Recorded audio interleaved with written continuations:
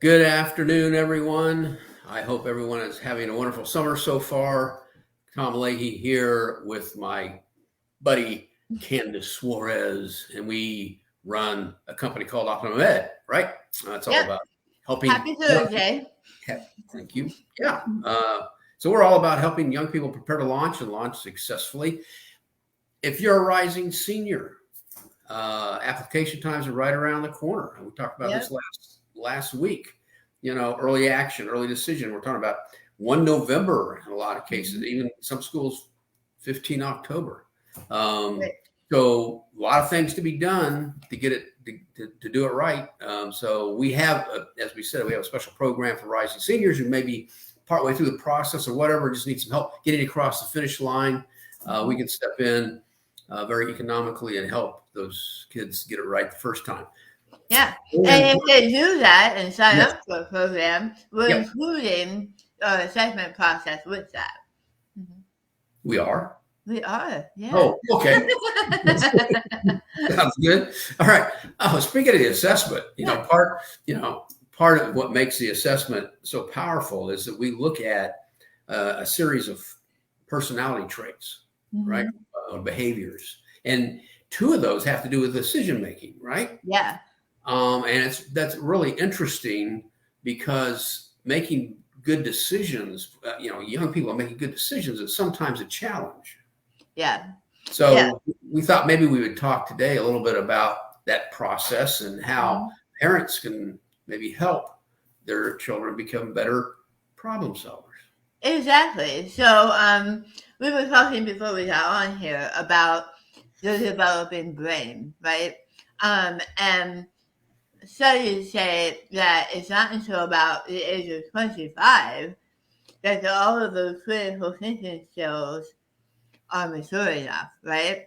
So, but that just means that we have to start as early as possible teaching it, having them practice, having them flex those problem solving muscles so that it matures as appropriately, right? We can't expect them to have in-depth critical thinking skills at age 13 and 14, but at some level they can think critically, and we can help support them through that process. So Um, what does that? I mean, what does that look like? I mean, what should parents be thinking? What can they do? I guess what should they be not doing? You know, yeah, so even as toddlers, we can allow our kids to make choices and solve problems, right? Because at that age, the stakes aren't so high, right? We want them to get as much practice as possible. So even when it comes to, um, what path they want to walk down while they're on a walk, let them choose whether they go left or right. Simple, right? Letting them do that. And even with our school age kids, when it comes to homework, right? If they start to get frustrated, um, helping to support them, but not doing it for them.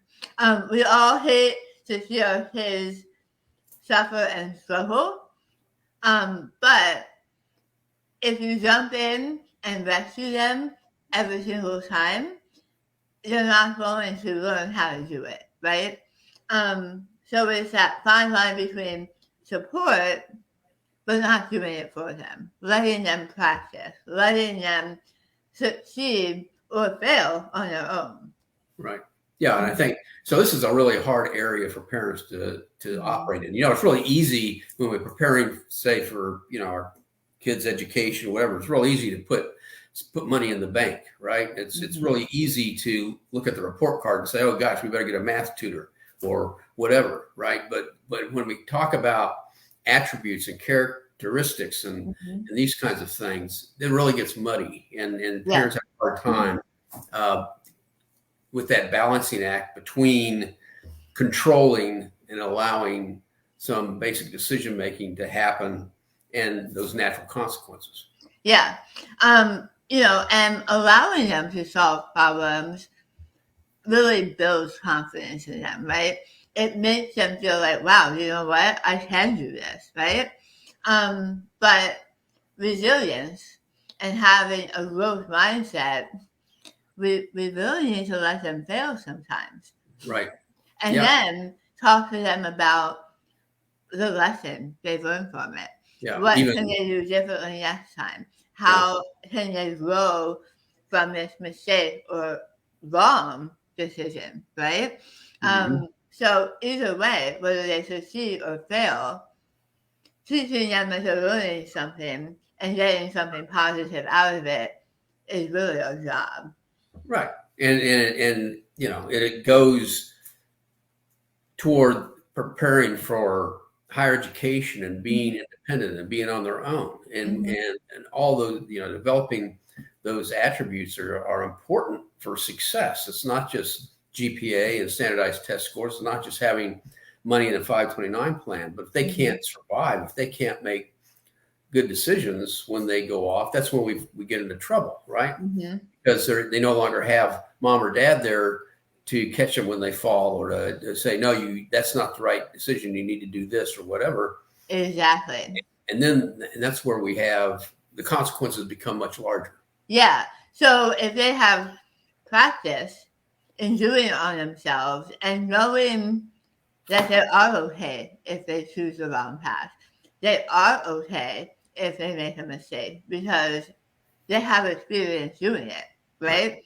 And if we jump in and rescue them, they won't know what that feels like. And when you're on your own, you know, they're guaranteed to have that happen to them. You know, Right. they're going to make mistakes. Yeah. So, and if we, like I said, if they do it when they're older and they have no experience with failure, and someone is always there, you know, to pick them up, Right. they will fall apart. Exactly. Yeah. And these things weigh heavy too when it comes to the college planning process. You know, Mhm. for them to have the ability to make decisions about what schools they want to apply to, what academic path they want to go down. You know, if they're always been told what to do and how to do it, Mhm. you know, it's going to be left up to the parental unit to make those decisions. And you know, gosh, I can tell you from experience, we're not always right. Well, and no offense to moms and dads because I have a rising junior myself. So, um, letting them do the process with us as support without that parent influence is Yeah, is powerful for them. yeah, You and know, they really get a lot out of the process if they're doing it on their own with us. allowing natural consequences is Yeah, really hard sometimes. And I yeah. know with my kids, it seemed so often that the natural consequences fell more on the parents than it did on the child. But you have, you know, sometimes, but you have to go through that process to help them grow. Hmm. Yeah. Yeah, you do. Yeah. So great. So the decision making process, what does that look like? Yeah. So, first you have to identify what the problem is, right? And I'm going to go back to a book I'm reading Hmm. recently. It's called The Whole Brain Child. It talks about right brain and left brain, okay? And your right brain is in charge of emotion, and your left brain is in charge of logic and reason, And okay? the right brain is also the creative part. Creative, right? But yeah. So if your child or your teen is super emotional and stuck, we all know what that looks like. Yeah. If they're super emotional and stuck, you have to address those emotions first before you can do any problem solving. Because if you don't, you're not going to be able to do it. And the way to help them do that is you need to have them tell their story, talk about it, because that engages that left side of the brain. Oh, okay. Putting it to words, whether they're writing it in a journal or talking to you, will help them to move it into that logical reasoning side From the and will emotion. allow them to move into the process, right? So the first part of the process is identifying the problem. Okay. Second part is defining as many possible solutions as you can. Quantity over quality at this point. That brainstorming part. Okay. The third step is evaluating those solutions. And this is where the critical thinking part comes in, right? Which they might not be able to completely do on their own yet. So we can support them in evaluating, helping them list those pros and cons. Talk about short-term and long-term consequences to their choices, and make sure that you're evaluating each one and taking off the ones that aren't going to work.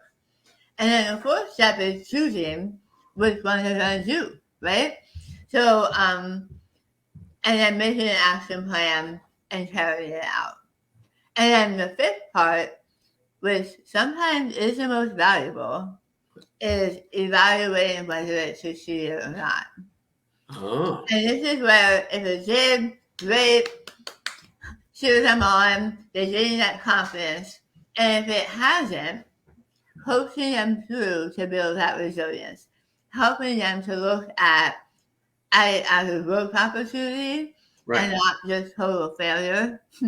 Helping them move forward. What can we do better the next time? Yep, exactly. Right. Yeah. So that's it. Very good. All right. Well, I think that was very insightful, and I think it's an important part of raising children that we don't often get as parents have time to even think about in the lives we live today. So, and sometimes in the busyness of our lives, yes, it's easier to do it for them. Right. I know. Yeah. But in the long run, taking those couple extra moments and working through the process with them, Yeah. Okay. Good. Well, wonderful. Well, if parents want to learn more or if they want to have a conversation with you, how do they do that?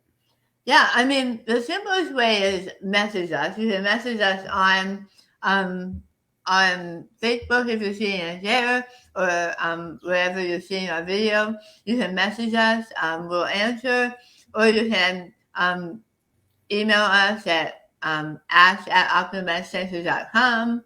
Right. Okay. Yeah. Our office number is 804-417-4807. So if you like the phone, which a lot of people don't anymore, but I don't even know the phone. If you are into the phone, you can call us, and we'll be sure to get back to you. But anyway, yeah. So we're all about, again, helping the young person prepare to launch and launch successfully, and there's a lot to that. And so we like to address all the aspects of growth and preparing. So this is just one of those. So anyway, well, thanks for being with us today. Appreciate it. Everybody have a great rest of your day, a nice Friday, and a wonderful weekend. We're coming up on the 4th of July, so fly that flag and, be patriotic. Play safely. Yep. Be safe. All right. Take care. All right. Bye.